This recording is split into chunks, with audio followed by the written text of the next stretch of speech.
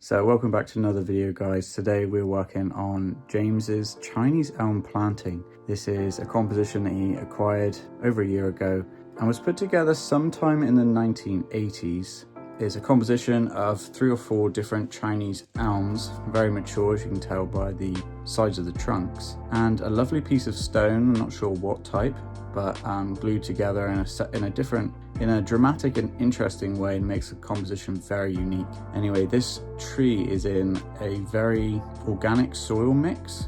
As we found out, lots of pebbles for drainage, not ideal. So we're going to get it out of this, repot it into some nice bonsai soil, and get it back up to a really good standard. Okay, so out of the pot. Actually came out quite easy. And yeah, we don't want to change the actual composition, so now it's going to be just getting rid of the weed roots and most of the organic soil so that we can replace with fresh bonsai stuff. But yeah, that was cool. I only brought one tool with me today, and it's the trusted Wagamama's chopstick.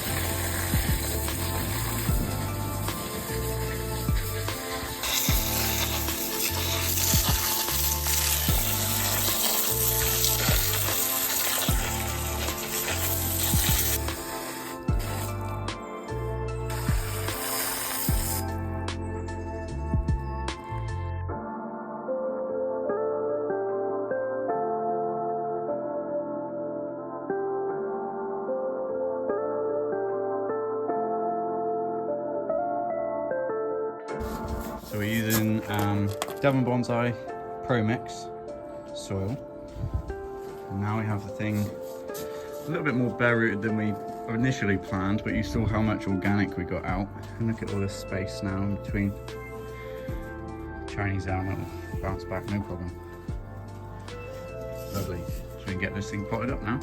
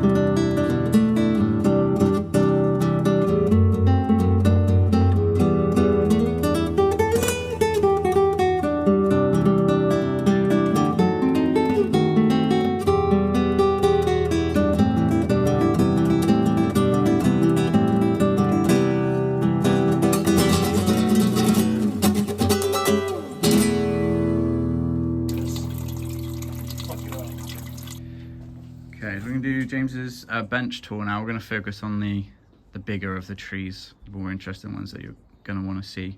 So James is just going to talk us through each one of the ones that we want to show.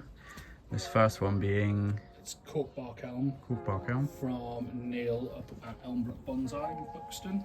There's nursery stock. A lot of work still to be done, but it's just cracking bark on it. Yeah, and it's just starting to wake up as well. Dirty hands from repotting the elm, the Chinese elm.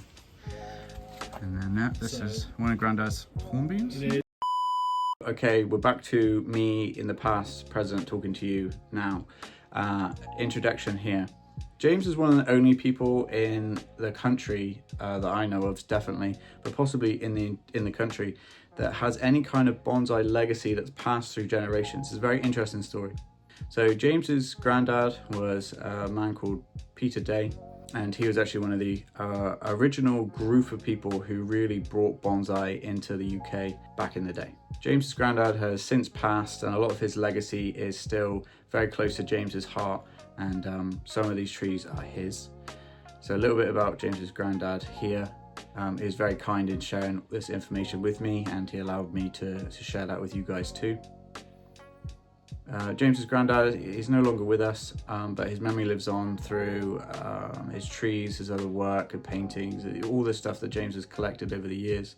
So some of you older hobbyists who watch this video, you may know of James's granddad, and therefore this will make a bit more sense. But to those who don't know, when we're talking about granddad, it's this absolute legend who did a lot for the bonsai community when it first got started. This is one of Grandad's hornbeams? It is, yeah. So one of the old man's hornbeams. It's a triple trunk. Just had a repot this year into a nice Japanese pot. A bit of an angle change on it as well. So nice one. Yeah, nice winter image on that, isn't it? Again, it's just starting to swell up. Lovely. Juniper, you've had this as Grandad's as well? Yeah, it's one of the Grandad's as well. So it was slightly unwell when it arrived down here, because just a long time in organic soil that had broken down. So it's a hell of a lot healthier than it was. Just year before last, it was just pushing loads and loads of juvenile growth out, and luckily now it's behaving again. Good. Do you want to show off your Cotoneaster? We can do. So yeah, it's Cotoneaster. I've not had this one long since in a Warsaw ceramics pot that we picked up last week in Swindon. That came from a guy in not Doncaster. I bloody can't remember. Southeast somewhere, I think it was. But yeah, just that's why I only like root over rock that I've sort of got. Yeah, very nice root over rock. Yeah. This is a big Trident. Bit of a story, because it goes hand in hand with this oak over here. I'll let James explain. So yeah, spotted the Trident again from Neil up at Elm in Buxton, and just fell in love with it, and really couldn't justify the price at the time. So walked away from it, pretended it wasn't a thing, but always had it in the back of my head. The one that got away. When me and Steve went to the Bristol show last year, spotted the oak on the right there, and thought it's sort of similar style, and yeah, it sort of satisfied the itch a little bit. And then I swear about 3 weeks later I went back up to Buxton and saw Neil and bought the Trident anyway. So we ended up with both. Yes, base. That's one of my favourite things about this tree. Yeah, so just had a new pot from Dave at Warsaw who we picked up last week. Yep. Came in a very similar pot from Neil. It was just a round rather than an oval, and just decided it needed the space a little bit more. It is a beautiful tree. I'm going to come back and take a picture of that in a minute. I think people will be interested in this particular one. So that's a Japanese black pine. I think it's about 10 years old. That was bought from Neil at Elm Bonsai. Yeah. One. Nice little base there. Our friend Neil. Yeah. Just quite a nice one. So is the Korean hornbeam next to it actually as well. That was also from Neil recently. Yeah. Nice Korean hornbeam. I'm going to learn a lot. We've both got one recently, so we're both going to work on them for the first time this year, aren't we? Yep. So it'll be good to see when that comes out.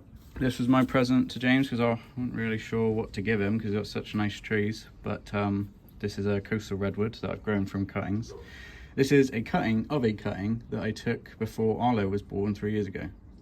So that's interesting. Let's see how that develops over the next few years. Yeah, see what you do with it, because I got some the same sort of size. And then this is an interesting one, because I actually recognise this tree, or species at least. So yeah, dwarf black pine. Mm-hmm. So again, from Neil, but at the same time as the other black pine. Was clearly feeling a little bit flush that week. And, yeah, just quite like the compact needles on it. Very nice tree. I spotted that one as well. So interesting. Just got there before you, clearly. Mm-hmm. Nice hawthorn in the corner. Yeah, so that was one of Grandad's. Oh yeah. The hawthorn was, and then yeah, a nice wild olive on the end. Sumo olive. Indeed. It is a chunky boy, that one. It really is. Yeah. Very heavy, you said, right? Weighs a bloody ton for the size of the tree. The pot, I don't think, does it any favours. I pulled this one out as well of James's to talk about, because this is actually a nursery stock tree that James kind of had the eye for and realised that it's got really nice shape. It's a really unique Himalayan pine. That's what it said on the tag, yeah. Just one of the Blue Diamond garden centres. And I am absolutely besotted with that. I think it is a really beautiful tree, and not, you know, decades of work put into it. It's just really well selected material with really interesting species. So now we're up onto this lovely displayed area with brand new tables that James has done. The paint might still be wet. Yes, the paint might still be wet. First tree is a beauty berry you got from Neil, right? Yeah, so was just on the bench at Neil's and really liked it, and quite like a beauty berry. It's got these lovely little purple berries, just cracking colour on them, just something a bit different. Yeah, very, very cool. So that's in a Tony Remington pot, I think it is. Yeah, which we found out from Sunday are absolutely Lovely pots. beautiful. Should we talk about the monster? Can do. Jesus. So I underestimated the size of this tree. it's a bit of a beast. Yeah. So this one came from Colette's Bonsai near Salisbury. Yeah. I think she used to be in Southampton, but she's moved. And I wanted something a bit bigger and chunkier that I can kind of do as a carving project at some point. Mm-hmm. At the minute, it needs a lot of thread grafts put on it, so I'm just going to let it go, Mm-hmm. get some really leggy growth on it, and whip it back in.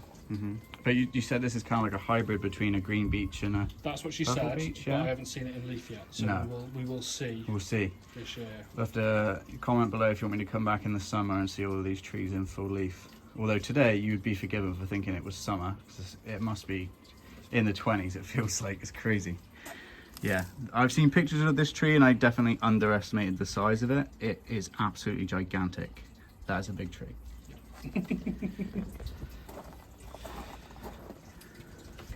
So, Blackthorn, which was bought through the Plymouth Bonsai Society.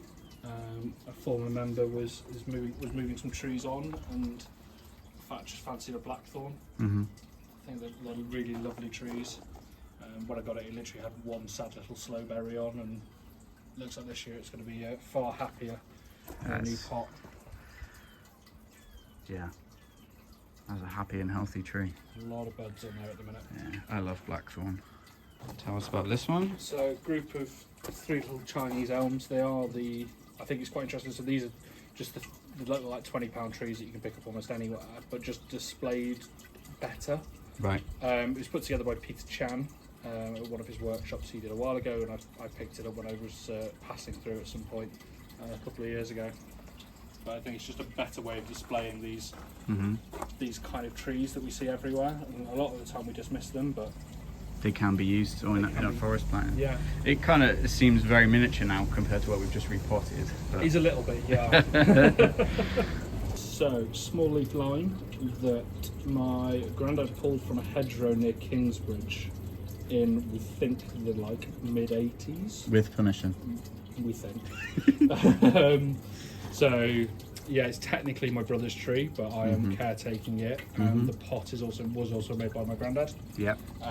Was actually Interesting. rediscovered up at Elm Bonsai by Neil in the sheds when I went to see him at some point. It was a spark of inspiration that reminded him he had that pot. Yes. And I took it home.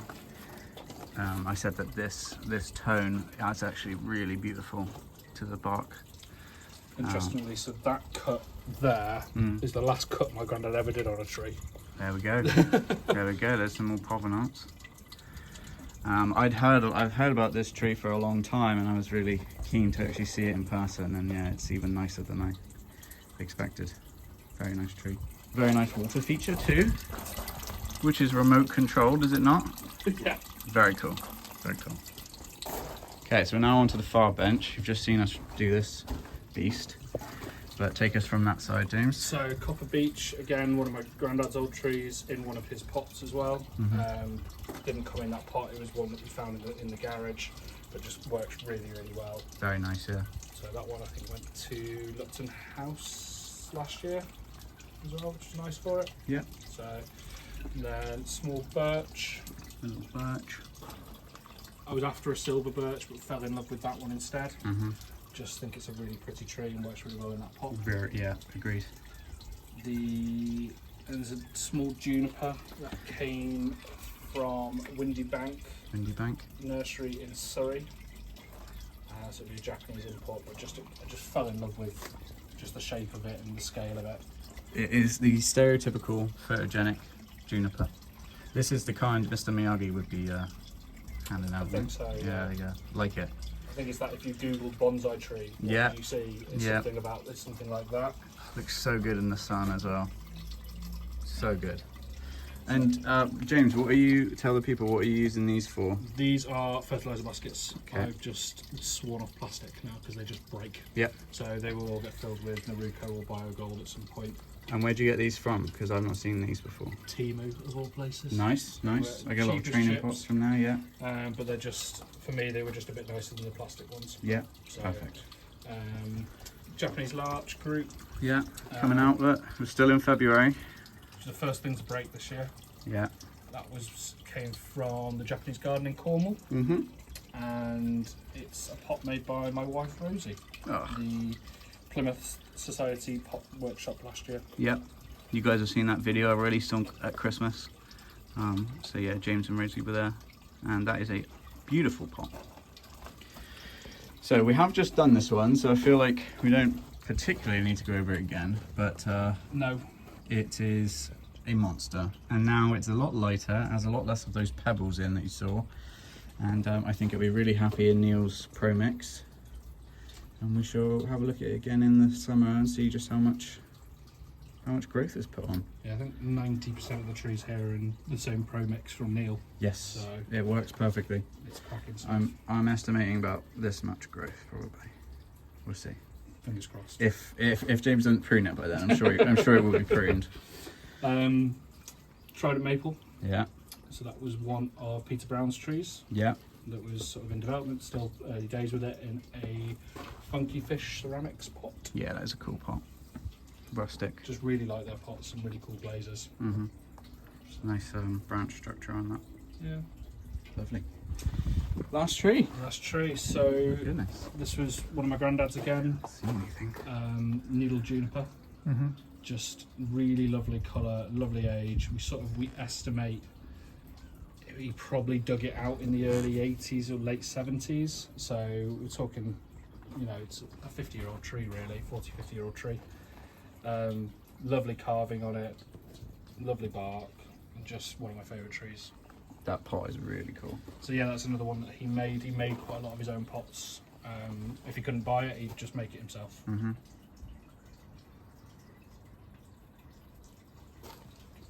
this is a fern, right? A deciduous fern? Yeah, so that should bounce back any time now. Like a fern in a planting. But you gotta have a big tree to do that, right? Yeah. Well, thank you very much for that. Quite alright. James just showed me this. This is Channy Boy when he still had hair, look. Wowzers. Show us the list of nurseries. And yeah, out of interest, look. Does anyone remember this one in Plymouth? No, a list of all the nurseries. What was one? What did you show me at the end? No, that was it. It was just, the the Akadama prices, That's yeah. right, yeah. So let's see. £9 each for Akadama. Wow. Or even cheaper if we buy large quantities, apparently. Yeah, absolutely. How interesting. So from this very sunny, glorious day in Plymouth, James, thank you very much for having me today. Yeah, we're just over to do the Chinese Elm repot. Get a huge beach there. If you want to see the garden again, maybe in summertime, leave me a comment. And yeah, thank you very much for watching. Wherever you are in the world, make sure you're taking care of yourself, and see you in the next one. Bye-bye. If you enjoy the videos and you'd like to support the channel, please consider following the links in the description. Here you'll find links to the Amazon wishlist. This is the best way to help the channel. Alternatively, you can buy these t-shirts. Please email or DM me to find out how you can get those. Lastly, the easiest way to help support the channel is drop a like on this video and please press the subscribe button. That would mean the world to me. Thank you so much.